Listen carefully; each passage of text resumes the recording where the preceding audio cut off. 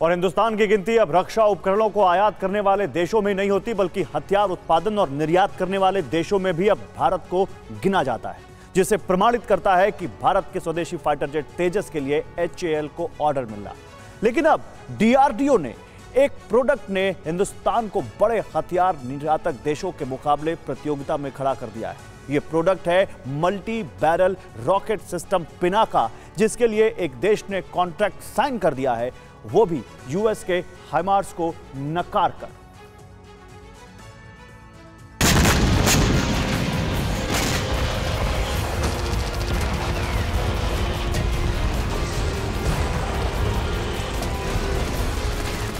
हाइमार्स versus Pinaka, Hindustan का बड़ा धमाका।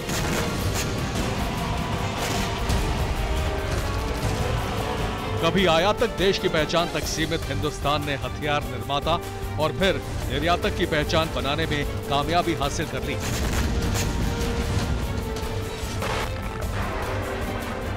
और अब देश के रक्षा उत्पाद ऐसी पहचान की तरफ आगे बढ़ रहे हैं जो हिंदुस्तान को दूसरे डिफेंस इक्विपमेंट्स डेवलपर्स की बराबरी पर खड़ा करते हैं। लेकिन इस बार हिंदुस्तान को बराबरी से भी ऊपर उठाने में कामयाबी मिली है, और ये कामयाबी दिलाई है multi barrel rocket system Pinaka ने। जी हां, आपने बिल्कुल सही सुना। भारतीय रक्षा उद्योग के लिए ये गुड न्यूज आई है आर्मीनिया से, जिसने अमेरिका के रॉकेट सिस्टम की जंग में उपयोगिता नकारते हुए भारत के पिनाका रॉकेट सिस्टम को खरीदने का मन बना लिया है।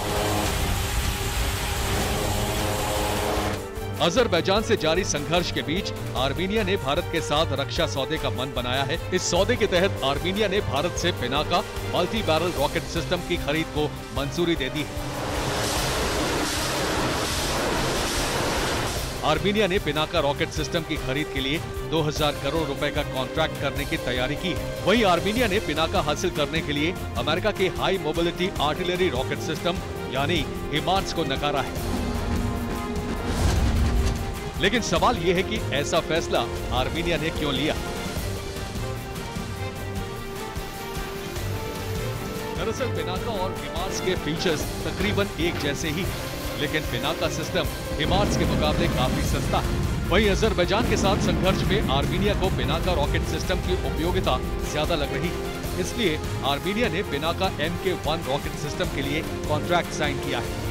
यानी भारत से जो पिनाका आर्मीनिया को मिलेंगे उनमें MK2 शामिल नहीं है, जिससे अनुमान लगाया जा सकता है कि भविष्य की डील और भी ज्यादा चौंकाने वाली होगी। रही बात पिनाका MK1 की खासियत की, तो वो भी कम नहीं है। पिनाका MK1 की रेंज 38 किलोमीटर है और एक पिनाका सिस्टम 44 सेकंड्स में 12 रॉकेट दाग सकता है।